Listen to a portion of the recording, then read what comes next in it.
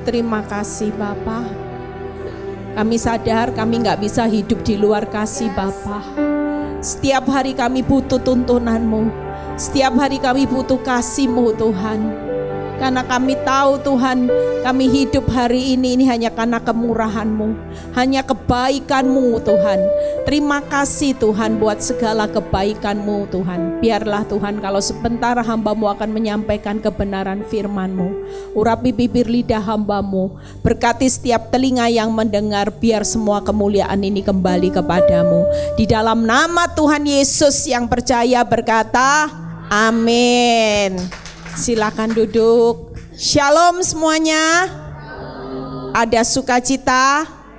Ya, terima kasih buat kesaksian Ibu Cencen yang begitu luar biasa. Saya kenal Bu Cencen ini udah lama, saudara ya.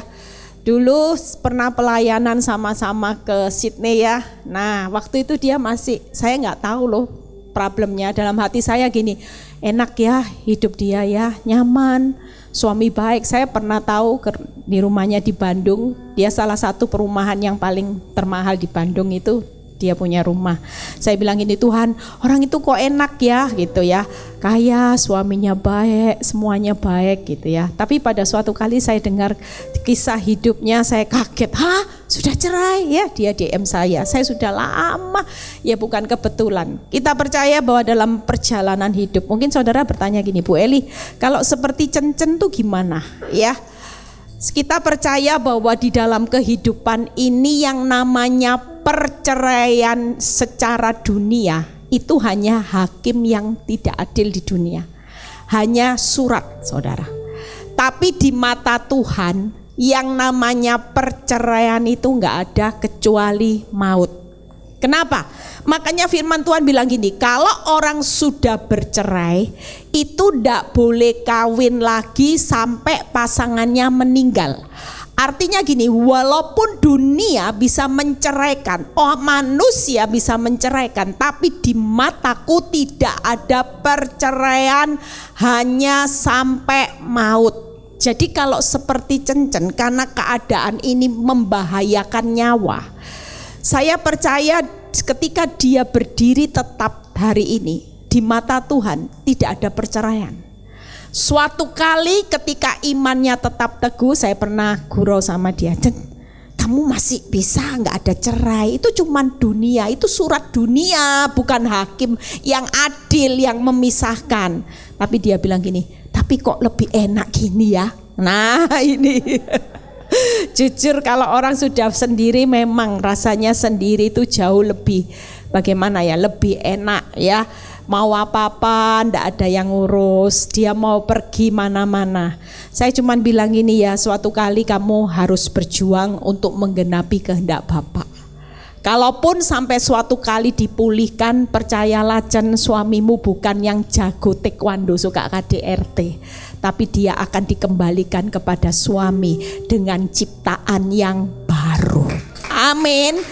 Jadi yang sudah cerai-cerai, yang memang sudah terpaksa diceraikan, tetaplah bertahan. Karena bagaimanapun Tuhan tetap memperhitungkan kesetiaan kita. Walaupun diceraikan, kita tetap setia aja. Suatu kali pasti pemulihannya itu akan terjadi. Amin.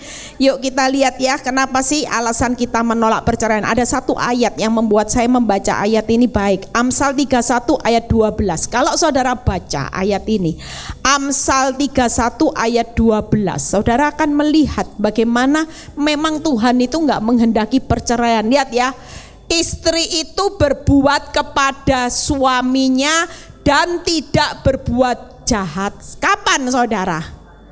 Nah ini saudara, kalau kita sebagai istri ya, posisi sebagai khususnya yang punya anak cewek ya, wanita yang belum menikah, kasih ayat ini jadi pedoman. Kenapa? Karena Tuhan bilang gini, berbuat baik kepada suami bukan suami yang baik. Mungkin Nanti kelak anak kita menikah nggak tahu ya perubahan. Mungkin tiba-tiba suami error, suami yang tadinya so sweet ya bulan madu, setelah menikah berapa tahun jadi bulan-bulanan. Nah, samsak ya. Tapi kita perlu menegaskan firman ini. Sekali menikah, nggak ada pilihan buat seorang istri. Dia harus berbuat baik kepada suaminya walaupun suami dalam tanda kutip nanti berubah. Karena manusia bisa berubah. Tidak selamanya mungkin manusia bisa baik terus tiba-tiba dia berubah tidak setia, tiba-tiba dia berubah karena stres, karena depresi. Ada banyak istri-istri yang hari ini ngalami depresi. Kenapa? Karena ketika suaminya juga ngalami kebangkrutan. Waktu usaha mereka gagal, di situ ketika harus menghadapi hidup, maka seorang istri itu tidak ada pilihan. Ketika kita menikah dengan seorang suami, apapun bentuk suami kita kelak, maka kita tidak boleh berbuat jahat sampai maut. Sepanjang umur sampai kita pulang ke rumah bapak, ya saya percaya Cencen juga. Dia juga tidak akan berbuat jahat. Saya tahu Cencen pasti mendoakan suaminya. Dia pasti terus berdoa, menabur air mata. Karena dia tahu bahwa sebagai seorang istri, kita ini nggak boleh bercerai. Apapun itu alasannya. Yuk kita lihat ayatnya di Yesaya 51 ayat 1. Ya, Yesaya 51 ayat 1 kita buka terlebih dahulu supaya saudara pulang dari tempat ini kita bisa membekali. Mungkin kalau ada orang yang tanya sampai hari ini, kenapa kamu enggak cerai? Kenapa kamu milih bertahan dalam rumah tanggamu? Kasih ayat itu tadi. Karena saya harus menjadi istri yang berbuat baik kepada suami sampai seumur hidup. Nah, 51 ayat 1 ini kita baca. Dengarkanlah aku, hai kamu yang mengejar apa yang benar. Hai kamu yang mencari Tuhan, pandanglah gunung batu yang daripadanya kamu terpahat kepada lubang penggali batu yang daripadanya kamu tergali. Kalau kita memposisikan sebagai istri di mata Tuhan, maka hari ini kita ini sebagai istri mengejar apa yang benar. Kita bukan lagi mengejar ini loh, aku tidak salah. Aku ini tidak salah. Kenapa aku mempunyai suami yang hari ini selingkuh, suami yang seperti ini, yang pelit, yang KDRT, yang mulutnya kasar. Tapi kita bertahan hari ini. Kalau orang tanya kenapa kamu mempertahankan perkawinanmu, yang hari ini seharusnya kita punya pilihan untuk memilih pasangan hidup yang mungkin jauh lebih baik. Satu hal yang perlu kita pertahankan hari ini karena kita mengejar apa yang benar. Bukan mengejar pembenaran diri, bukan lagi mengejar bahwa harga diri kita yang harus kita nomor satukan. Yang kedua yaitu kita mencari Tuhan. Kita percaya kalau kita mencari Tuhan gak mungkin. Makanya istri-istri yang punya masalah tolak perceraian. Kenapa? Saya selalu ngomong buat istri-istri yang lagi suaminya selingkuh, suaminya bermasalah. Selalu berpikirlah, setiap kali doa dan setiap kali engkau berdoa menyerahkan, engkau mencari Tuhan untuk solusi dari pasanganmu yang bermasalah. Yang bermasalah ini waktu kita mencari Tuhan, maka solusinya pasti yang bermasalah ini akan jadi baik. Amin. Nggak mungkin kalau kita cari Tuhan, solusi nanti jawaban yang Tuhan berikan itu jawabannya semuanya berujung hancur. Nggak mungkin saudara. Ya, jadi kita percaya bahwa yang pertama mencari Tuhan dan yang ketiga itu pandang Tuhan. Sudah yang punya pasangan yang hari ini bermasalah, jangan terus pandang masalah. Jangan pandang manusianya, jangan pandang pasangan hidupmu yang lagi bermasalah. Namanya orang error, perbuatan error, perkataannya error. Kalau kita terus lihat yang error-error, kira-kira kita jadi error enggak? Jadi error. Kita ini yang dulunya mungkin enggak punya sakit hati karena hidup dengan orang yang kasar, hidup dengan pasangan yang suka menyakiti kita. Lama-lama kita ini akan jadi korban juga. Kenapa? Tiba-tiba yang dulunya kita periang, ya, yang tadinya kita ini hidup periang, sukacita, tapi karena kita tidak pernah bisa responnya benar, kita jadi orang yang akibatnya apa? Pemurung, sakit hati, mendam, ya, seperti Cencen itu, mendem semua, dipendam. Lama-lama apa? Makanya ibu-ibu, saya percaya yang hadir di sini semua pasti tidak punya sakit. Sehat kan? Sehat. Tapi jujur ketika saya tanya, siapa yang sakit hati? Nah itu, orang tidak bisa nampak loh, tapi hati-hati loh. Kalau orang sakit hati, itu pasti resikonya besar untuk kena kanker. Itu jelas. Hati yang gembira adalah obat yang manjur, tapi hati yang sakit hati itu juga racun yang manjur mematikan hidupmu. Itu jelas. Itu cepat atau lambat, saudara, ya, itu akan menjadi satu penyakit yang mematikan. Makanya hari ini yuk, kalau kita mau jadi istri, ndak usah bingung dengan perceraian. Sudahlah, ini terapkan. Hari ini kejar aja apa yang benar, cari Tuhan, pandang Tuhan. Sudah, ndak usah mikir, ndak usah lihat yang pasanganmu hidup seperti apa yang dikatakan, apa yang diucapkan hari ini, semuanya diabaikan. Kita cuman fokus satu, hanya Tuhan. Dan berikutnya yuk 3 hal yang saya akan bahas, ya. Kenapa kita tolak perceraian? Yang pertama, buka PowerPoint saya. Kalau kita mau tolak perceraian itu karena ini. Kalau saudara baca di Kejadian 2 ayat 18, ya.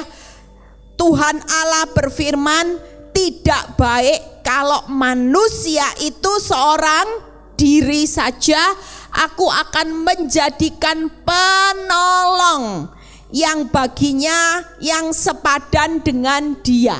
Jadi yang pertama, kenapa kita tolak perceraian? Karena yang pertama, kita ini diciptakan Tuhan sebagai penolong. Kalau kita sebagai penolong, jujur, fungsi penolong itu apa, saudara? Selama orang yang di dekat kita masih sakit jiwanya, suka selingkuh, suka mabuk, suka judi, itu sakit jiwa, saudara. Suka maki orang, suka KDRT dan sebagainya, itu sakit jiwa. Ketika Tuhan menempatkan kita sebagai penolong, maka kita tidak boleh menyerah sampai yang namanya suami jadi sehat. Ada banyak ibu-ibu lebih rela, ya, kalau sakit stroke Bu Eli, saya masih rela. Sudah, saya kasih obat, saya kasih makan, tidak apa-apa. Saya melakukan dengan senang hati, karena dia juga sudah tidak berdaya apa-apa, juga tidak nyakiti saya. Tapi Bu Eli, kalau harus menanti setia kepada suami yang sakit jiwa, suka selingkuh, ini yang bikin saya tidak kuat. Loh, sama-sama, saudara. Sama-sama. Bedanya apa? Kalau sakit stroke sudah ada obatnya dari dokter. Tapi kalau sudah sakit jiwa, obatnya juga ada sudah dari dokter. Yaitu apa? Kasih. Tidak ada jalan lain. Kasih itu apa, saudara? Kasih itu murah hati, sabar, tidak sombong, tidak mencari perkara. Itu semua sudah ada tips obatnya, sama-sama. Cuman kalau sakit fisik, saudara tinggal siapin obat, minum. Kalau kasih setiap hari sama, setiap hari saudara kita harus memberikan kasih. Itu bukan perkara yang mudah, tapi fungsi sebagai penolong itu harus bisa bertahan sampai orang yang di samping kita benar-benar sehat. Selama dia sakit jangan pernah ditukar tambah. Ya, ibu-ibu selama dia sakit tetaplah, saudara mau menikah sampai berapa kali pun, kalau menikahnya dengan manusia tetap gesekan itu pasti ada, kecuali menikah dengan robot. Makanya di Jepang banyak robot, ya. Orang-orang di Jepang mulai sakit jiwa, tidak mau nikah dengan manusia, katanya repot, lebih baik menikah dengan robot. Semuanya gampang diperintah. Yang kedua yaitu Tuhan benci perceraian. perceraian di Maleakhi 2 ayat 16 ya. Nanti kita lihat sama-sama. Yang ketiga, Tuhan itu mau karena kita menghormati perkawinan. Ibrani 13 ayat 4 kita baca. Ibrani 13. Nah ini, hendaklah kamu semua penuh hormat. Sampai dikatakan kalau hormat itu bukan hanya separuh tapi penuh. Penuh hormat terhadap perkawinan, dan janganlah kamu mencemarkan tempat tidur, sebab orang sundal dan pejina akan dihakimi Allah. Makanya kenapa kalau istri sudah diceraikan sama suami, tetap kita tidak boleh menikah, karena di mata Tuhan kita harus tetap sebagai istri yang menghormati perkawinan, tidak mencemarkan tempat tidur, karena orang sundal dan pejina akan dihakimi Allah. Jadi ada banyak ibu-ibu yang tanya, Bu, saya ini sudah diceraikan suami dan suami saya sudah menikah lagi. Pertanyaannya Bu Eli, saya lagi ditaksir sama pacar lama saya yang sudah menyatakan cintanya.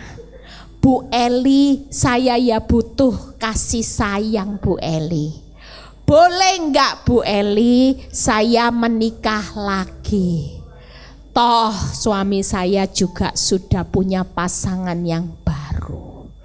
Saya cuman bilang gini, saya nggak berani ngomong boleh atau enggak. Tapi kalau menurut ayat ini jelas ini nggak boleh, saudara. Memang berat, Bu Eli berat. Lah suami saya ya sudah biarin. Kalau suamimu menikah lagi, itu urusannya dia sebagai orang yang sedang melawan firman. Tapi kalau saudara tanya sama saya pasti pakai ayat ini. Kalau menurut ayat ini jelas kita nggak boleh menikah lagi, jelas. Karena perkawinan itu tidak boleh mencemarkan tempat tidur, dan kita harus menghormati perkawinan. Tapi saya bukan menghakimi. Bu, saya sudah terlanjur, kan saya enggak ngerti firman, enggak apa-apa. Yang sudah terlanjur enggak usah pergi ke pengadilan terus gugat cerai ya.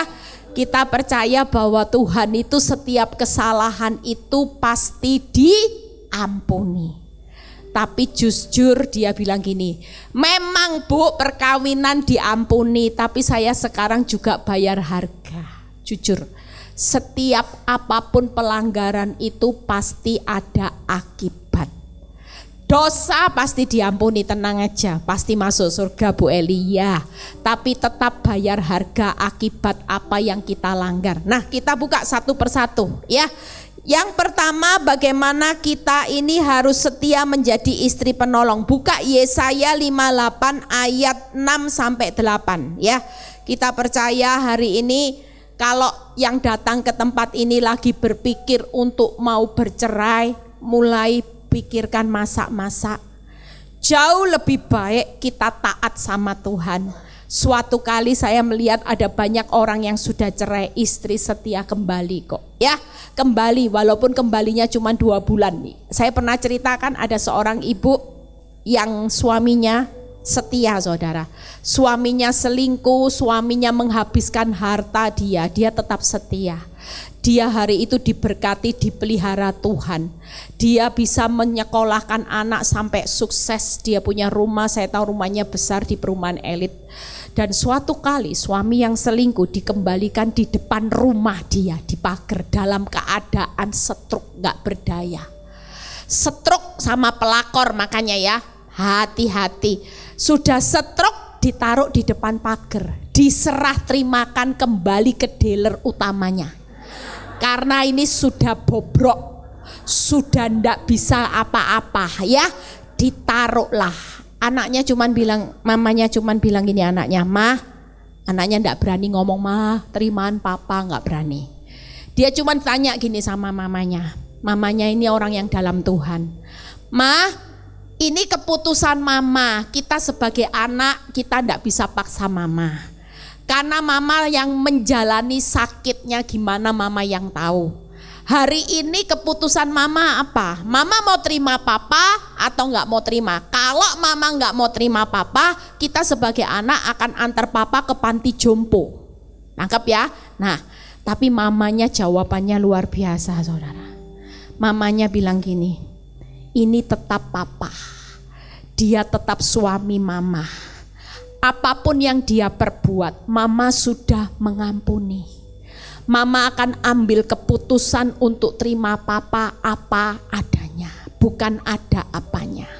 Singkat cerita, mamanya ambil itu papa, ya, ditaruh di satu kamar, rumahnya besar saudara, ditaruh di kamar, dikasih suster, dibeliin vitamin, didoakan.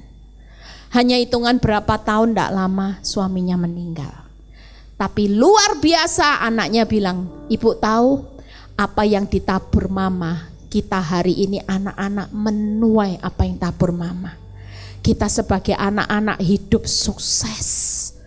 Kita ini hari ini bisa kaya, bisa sukses Bu Eli, dapat pasangan hidup yang terbaik itu karena salah satu apa yang mama tabur dengan harga kesetiaan. Dia pegang teguh janji nikah.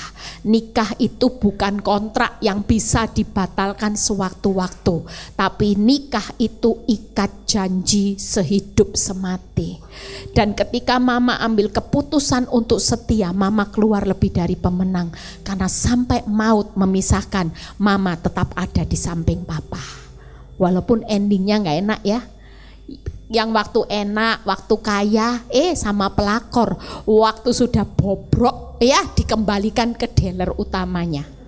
Itu yang bikin gak enak. Tapi percayalah ibu-ibu, kalau itu sampai kehendak Tuhan, skenario sutradara, pilih saudara, terima yang bobrok, percayalah, upahmu tetap besar di surga. Bukan orang yang sial. Saudara ndak usah bandingkan hidupmu, Tuhan kok aku ndak kayak itu Romeo and Juliet. Siapa yang bilang? Sudahlah, Romeo and Juliet itu cuman ada di dunia. Nanti kehidupan yang baru itu di kekekalan ndak ada yang namanya kawin mengawinkan. Kita semua hidup di dalam manusia roh. Hari ini bayar aja harga ketaatan, kesetiaan, makanya tolak perceraian. Ya, yuk lihat apa yang dilakukan. Aku memberi, nah ini, punggungku kepada orang-orang yang memukul aku dan pipiku kepada orang-orang yang mencabut janggutku. Aku tidak menyembunyikan mukaku ketika aku dinodai dan diludahi. Lihat ya, luar biasa saudara. Lihat 7. Tetapi Tuhan Allah, apa saudara? Menolong aku. Sebab itu aku tidak akan mendapat noda. Sebab itu aku meneguhkan hatiku seperti keteguhan gunung batu. Karena aku tahu bahwa aku tidak akan mendapat malu. Ayat 8. Dia yang menyatakan aku benar itu telah dekat. Hari ini hidupmu mungkin diperlakukan tidak adil dengan pasangan hidupmu, sampai engkau sepertinya kena noda, dipermalukan. Tapi kita percaya bahwa Tuhan pembela hidup saudara sudah dekat. Siapa yang berani berbantah dengan aku? Marilah kita bertampil bersama-sama. Siapa lawanku berperkara? Biarlah ia mendekat kepadaku. Nah ini, setia menjadi istri penolong. 2 poin lagi kita selesai. Lihat, buka PowerPoint-nya. Yang pertama, setia memberi punggung atau pundak. Ya, kita percaya hari ini yuk, istri yang setia enggak usah cerai sudah. Punya suami kasar, suami paketnya lengkap. Kita sebagai penolong rela memberi punggung pundak buat seisi rumah. Setia menahan sakit itu tadi buat seisi rumah. Setia bertahan ketika apa saudara? Dinodai dan dilukai. Kita hari ini harus alasan setia apa? Nah itu tadi. Karena yang pertama, tetapi alasan setia ada enggak berikutnya? Nah ini, Ayat yang ke-6, ayat yang ke-7 berkata, tetapi Tuhan Allah menolong aku. Nah, alasan yang setia itu 3 hal. Kalau saudara setia, hidupmu tidak akan berakhir dengan perkara sia-sia. Buka yang tadi 3 hal. Yang pertama, Tuhan itu pasti menolong. Yang kedua, Tuhan itu pasti meluputkan kita dari noda. Yang ketiga, Tuhan tidak akan memalukan. Makanya tolak perceraian, sesakit apapun jalani sesaat, tidak mungkin tidak ada titik balik. Semuanya akan berakhir dengan sesuatu yang terbaik. Hari ini tenang aja, hari ini tidak usah takut menghadapi semua tantangan, karena Tuhan pasti menolong, meluputkan, dan Tuhan tidak memalukan. Benci perceraian. Yuk kita lihat satu pembahasan kita selesai. Roma 7 ayat 2 dan 3. Roma 7 ayat 2 dan 3. Kenapa Tuhan benci perceraian ini? Sebab seorang istri akan terikat hukum ya kepada suaminya selama apa saudara? Suaminya hidup. Nah, seperti Cencen ini walaupun sudah diberi surat cerai, dia ini tetap terikat sama suaminya selama suaminya hidup. Lihat ya berikutnya. Akan tetapi apabila suaminya itu mati, bebaslah ia dari hukum yang mengikatnya kepada suaminya. Ayat ketiga. Jadi selama suaminya hidup, ia dianggap berzina. Jadi makanya ndak usah mikir untuk cerai.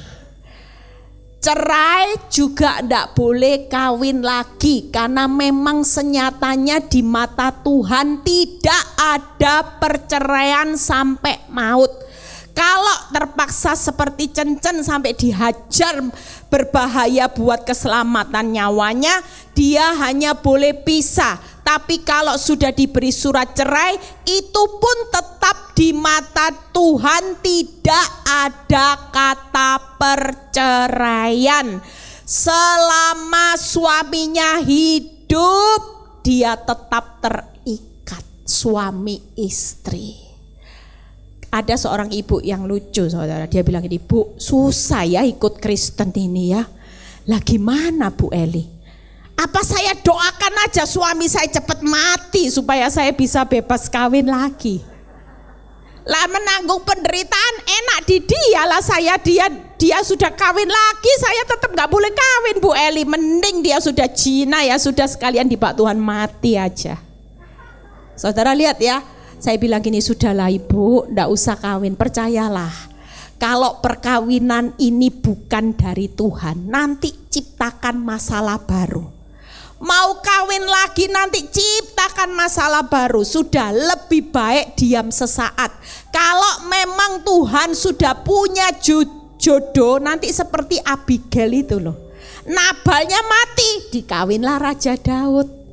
Nah tapi bukan kehendaknya Abigail, tapi memang kehendak Tuhan. Nabal meninggal dan Abigail dapat pengganti Nabal, Raja Daud. Maksud saya gini, kalau memang sudah diceraikan, ya, yang sudah diceraikan, ataupun hari ini engkau suamimu selingkuh, ndak usah cari-cari pacar lama, jangan, ya, ndak usah cari masalah. Nanti kalau sampai kawin, ini bukan kehendak Tuhan, nanti dapatnya bukan Raja Daud. Sudah sabar aja, sabar, ya. Kalau memang Tuhan nanti bawa suamimu kembali ke rumah bapak, nah itu nanti dikirim Raja Daud saudara. Tangkep ya maksud saya. Tapi ya jangan didoakan, ya harus tulus. Ya wis lah Tuhan, suka-sukamu. Kalau kamu mau kasih aku Raja Daud, ya saya tahu. Akhirnya suami saya pasti gak pulang ke rumah saya, ke rumah bapak. Waktu itu saya sudah, nah maksud saya gini, sabarlah menantikan waktunya Tuhan. Jangan kita yang menciptakan skenario karena kita berpikir kita bolehlah menikah lagi. Nanti menikah lagi dapatnya bukan Raja Daud, ngerti ya?